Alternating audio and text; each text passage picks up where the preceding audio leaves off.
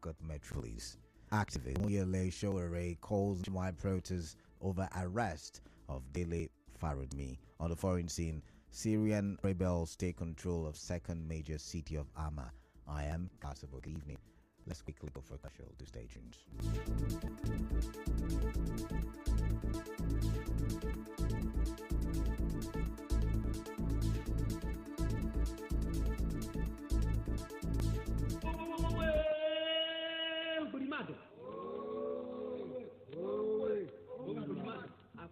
It is with great joy and honor that I, Right Honorable Barrister Edison A.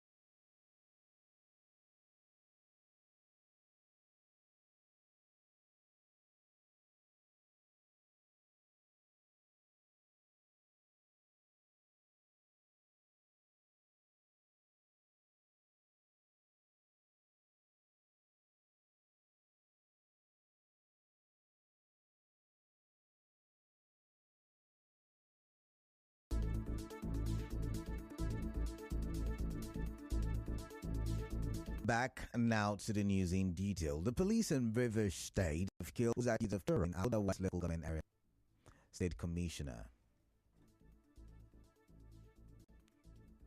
State Commissioner of Police Juan Mustafa told journalists that General Tuman was killed when he committed crime with his gang members in Obologbolo community today.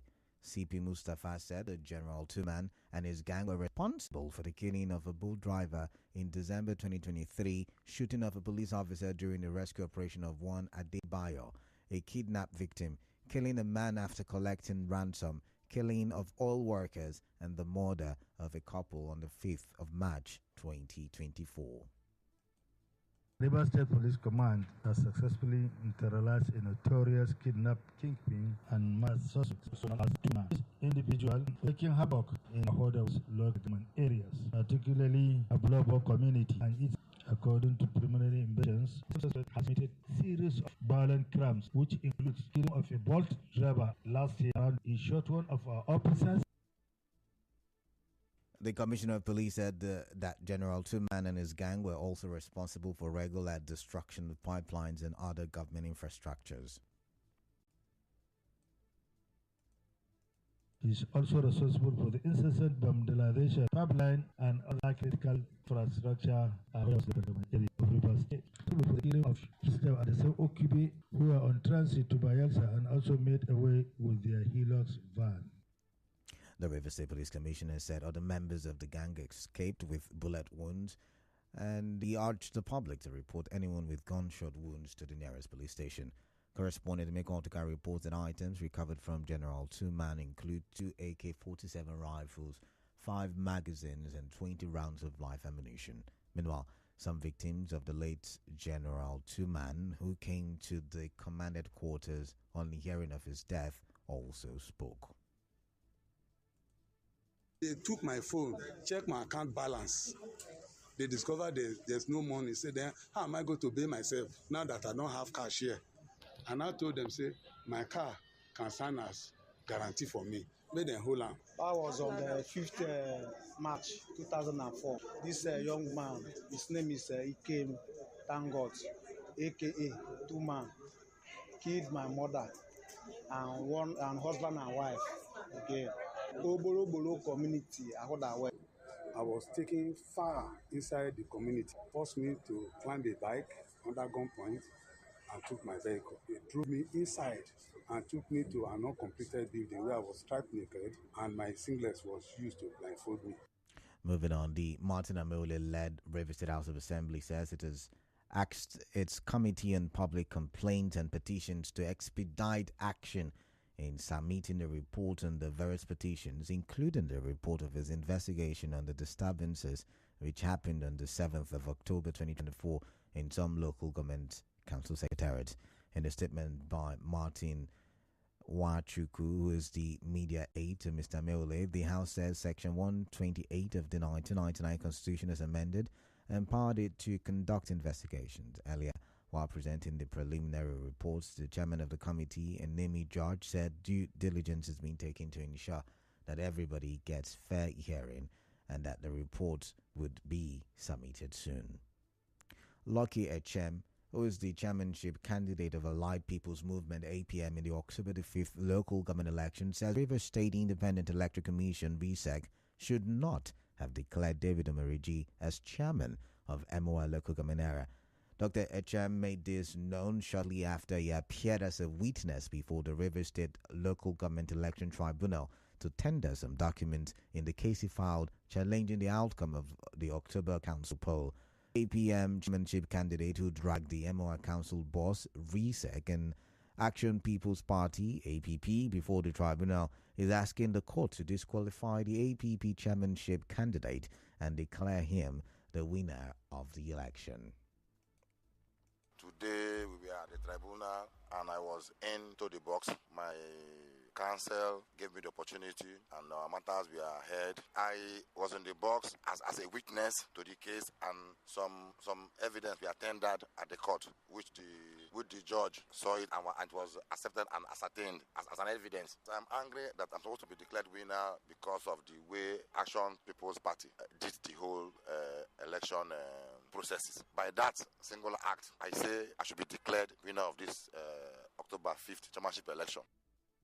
In the meantime, Monima Karibi White, the lawyer to the APM chairmanship candidate, told correspondent Soibio Ruwari that the MOI council boss, David Omerigi, did not fulfill some of the RISEC guidelines and that the elections was greatly marred with irregularities.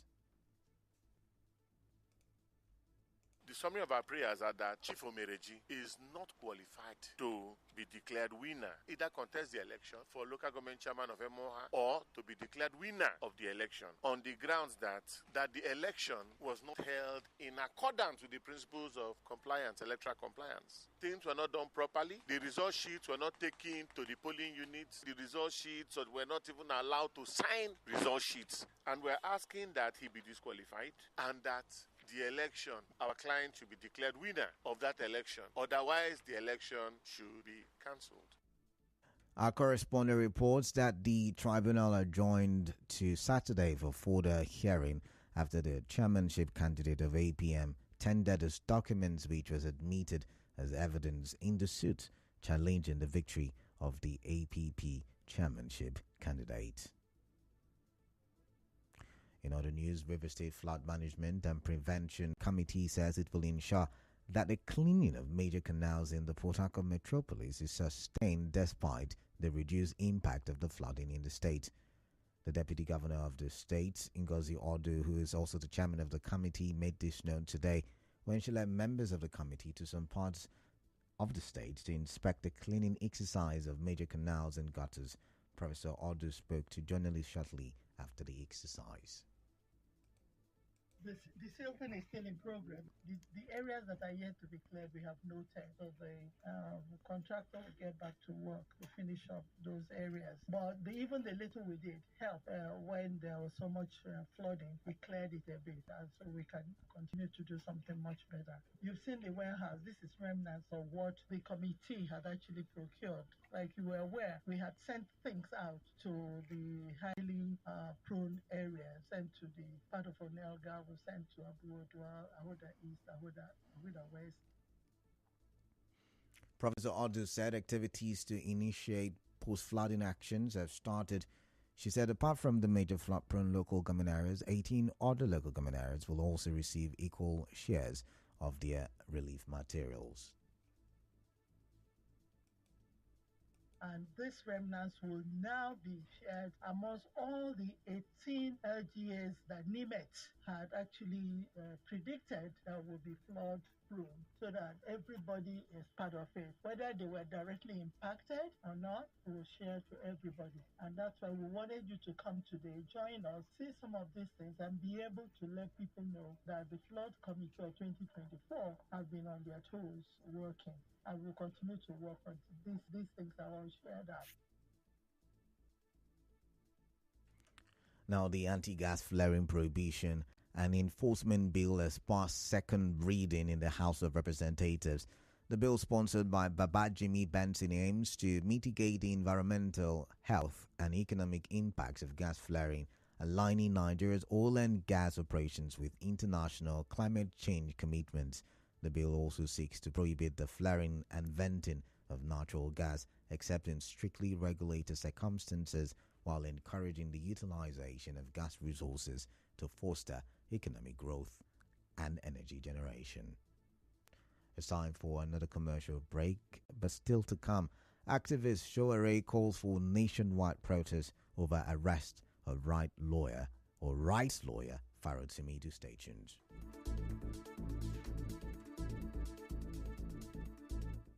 Welcome, Your Excellency. I, Dr. Ovi.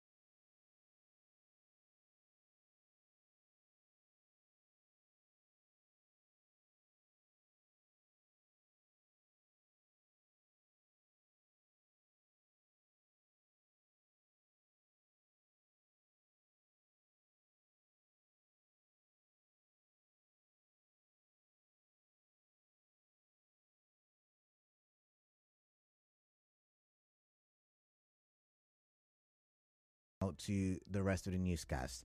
The Labour Party says it would request the leadership of the House of Representatives to declare vacant the seats of its former members who recently defected to the All Progressives Congress.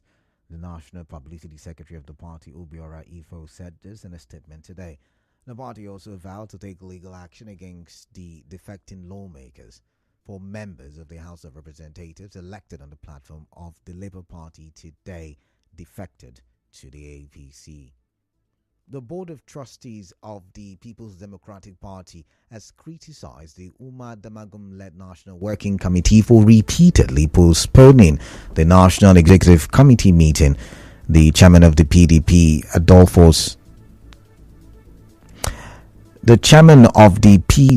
BOT, Adolphus Wagbara, said this during an emergency meeting of the forum in Abuja today. Senator Wagbara said the body will persist in its efforts to end the crisis in the party by holding a meeting with the former Rivers State Governor Nyesom Wike in January. Former presidential candidate of the African Action Congress AAC Omoyele Sowore is asking Nigerians to join a nationwide protest against the judiciary over the prosecution of Dele Farotimi.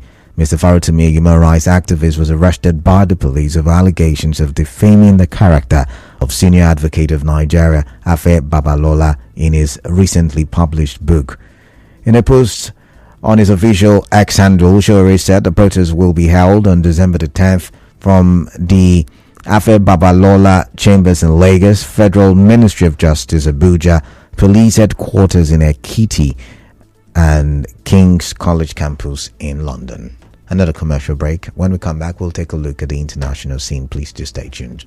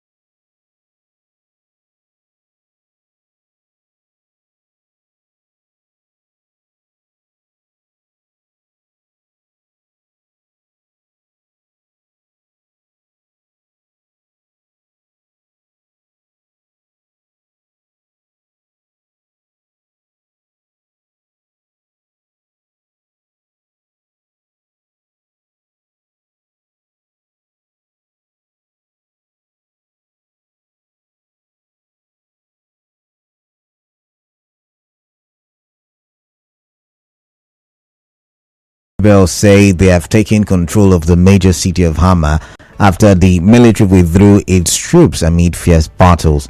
The leader of the Islamist militant group Ayat Tahrir al-Sham, Abu Muhammad al-Jawlani, declared victory in the city and vowed there would be no revenge. Hama is home to 1 million people and is 110 kilometers south of Aleppo, which the rebels captured last week after launching a surprise offensive from their stronghold in the northwest.